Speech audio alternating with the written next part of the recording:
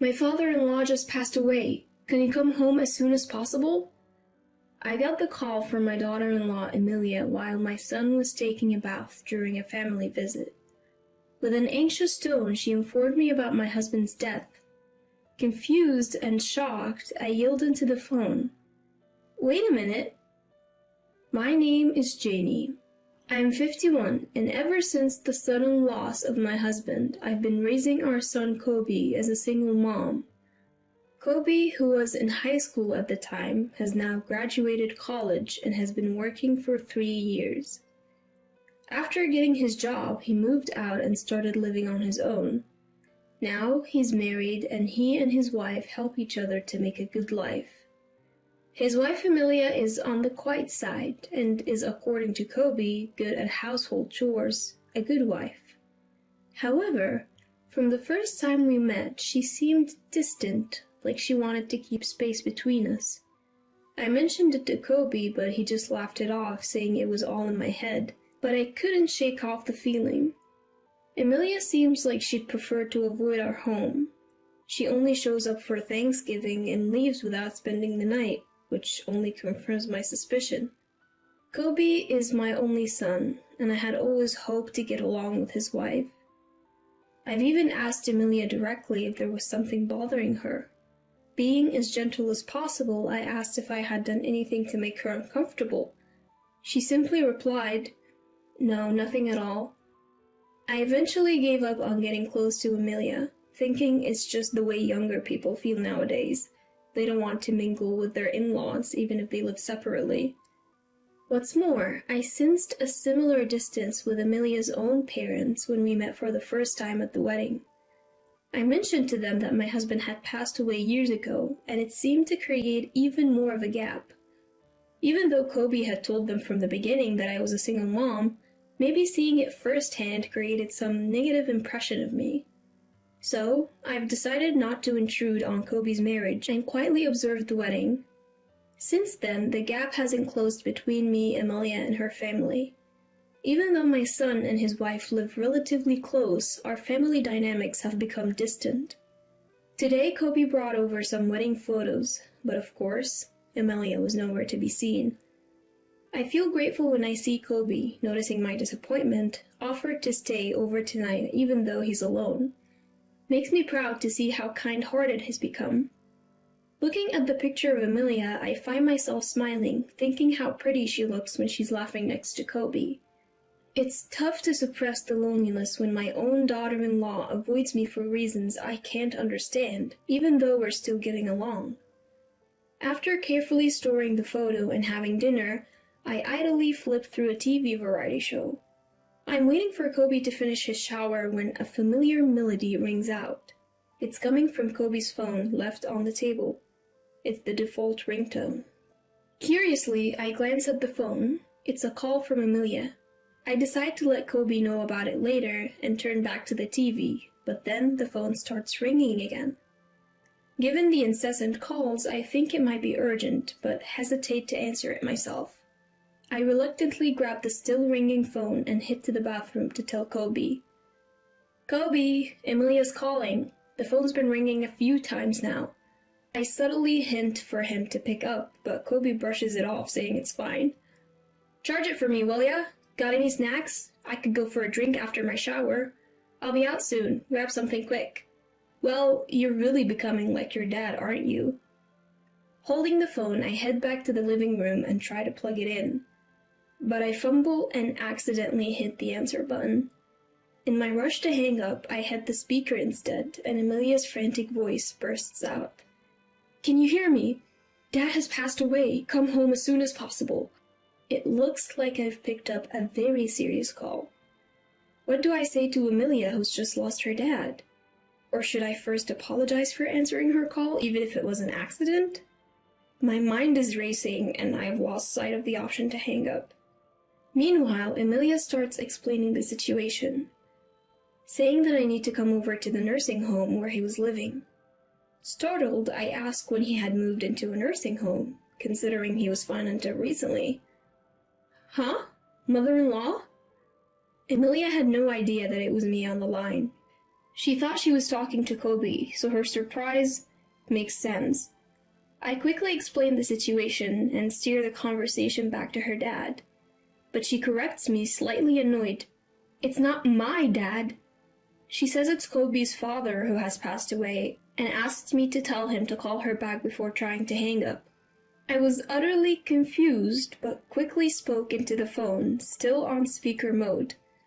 Wait a second, Emilia, isn't this some kind of mistake?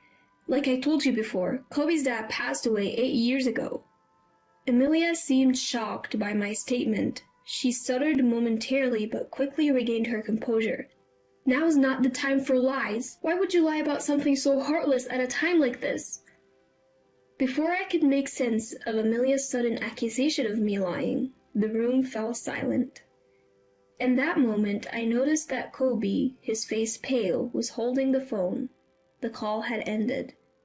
He had likely rushed over after hearing our heated conversation while taking a shower. Water was still dripping from his hair. It was clear that he'd hurriedly grabbed the phone. I asked Kobe, who was deliberately avoiding eye contact with me, what was going on. What did Emilia mean when she said your father just passed away? I had made it clear to her before we got married that your father had passed. Why would she think otherwise? When I pressed Kobe, who was visibly uneasy, he dodged my questions, whether it was a misunderstanding on Emilia's part or someone who was like a father to him. It was clear he was hiding something. We'd been having a tense exchange for a while. Amidst this, Kobe's cell phone buzzed. The caller ID showed an unfamiliar name, but it looked like it was probably from a nursing home. While Kobe hesitated to pick up, knowing what to expect from the call, he eventually answered right in front of me. Trying to remain silent, I listened in. I could hear most of the conversation, and the caller indeed confirmed what Emilia had been saying. After ending the call, Kobe looked straight into my eyes and finally came clean, leaving me nearly faint. Apparently, he had introduced Emilia to a man unrelated to the family as his father. I told Emilia that Mom cheated and got divorced, he said. It seemed Kobe had completely fabricated the story for Emilia. According to this version, I had neglected my husband's suffering from early onset dementia, had an affair, and was the one who was served with divorce papers. But due to issues like alimony, I had dragged out the discussions. Eventually, taking advantage of the progression of my husband's condition, I forced him into a nursing home and pushed all the costs and responsibilities onto my son. After agreeing to the divorce, my ex-husband's dementia had already progressed to the point where the issue of compensation for the affair was swept under the rug. Kobe, who lied about our divorce to his parents-in-law, was careful not to show Emilia his marriage certificate when he submitted it. Listening to this story, my mouth was hanging open in disbelief. So, I told them Mom has been going around telling people Dad is dead. She's probably telling Emilia the same thing, but it's all lies, he explained. I can't believe he's been telling such elaborate lies. No wonder Emilia and my in-laws don't think highly of me.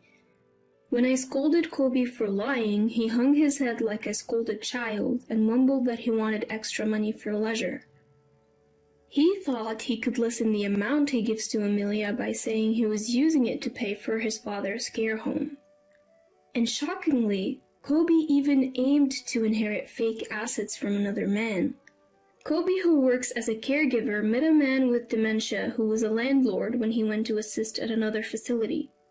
Although the man was not yet 70, he had multiple health issues and had entered the facility to receive end-of-life care. The man likely had early onset dementia and had deteriorated to the point where he didn't even recognize his real son. Kobe took advantage of this and started to act like he was the man's only son. On top of that, using his role as a caretaker, he had the man's real family pay for his residential fees. Meanwhile, he was also pocketing a few $100s every month as caregiving fees for doing small tasks. All of you must be so busy. Don't worry, I'll take good care of him, he would say. Sometimes he'd even lie about the man's health to minimize family visits. Whenever he found the time, he would sit beside the man, even going so far as to have him write a will, leaving all his inheritance to Kobe. Kobe's manipulative ways gained him the trust of the facility, as he even told them that he had lost contact with his father since our divorce. The real family eventually stopped showing up, and even the facility staff started recognizing Kobe as a family member. Listening to this appalling truth coming from my son made me wonder if he really was my son. Now that the man had passed away, there wasn't much that could be done. I forced myself to tell a remorseful-looking Kobe to quickly inform the real family of the man's passing. Later, I took Kobe to apologize to the real family, and when they heard the truth, they were understandably furious. "We will sue you for fraud," they yelled. Kobe politely apologized and pleaded to avoid a lawsuit, saying they could nullify the will, but this only enraged the family even more. From the family's perspective, nullifying the will was a given. Nothing had been resolved, including the caregiving fees and the manipulation of the deceased. Kobe, who seemed to think a simple apology would suffice, was at a loss in the face of the family's blazing anger and clung to me, nearly in tears. "Going to court is impossible. Mom, you know it too, right? I don't have money to pay for damages. I've told you everything, help me. A mother always defends her child, doesn't she?" I can't say I'm completely unaffected by the desperate plea from the son I've raised for over 20 years, but I have no intention of helping him. He's done something truly awful.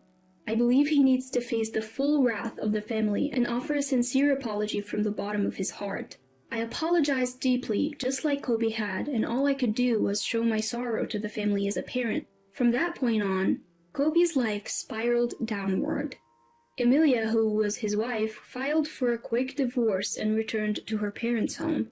When faced with the prospect of divorce for lying so egregiously and swindling money from others, Kobe argued back. "I don't want to break up. The money was also for Emilia." When they expressed their wish for a swift divorce and even threatened legal action and financial claims, Kobe had no choice but to back down. He knew that he could be in legal trouble for what he'd done. Although no claims had yet been made, he was being sued by the family of the deceased man. Perhaps he realized that he wouldn't be able to handle additional claims from Emilia. Furthermore, Kobe got fired from his job.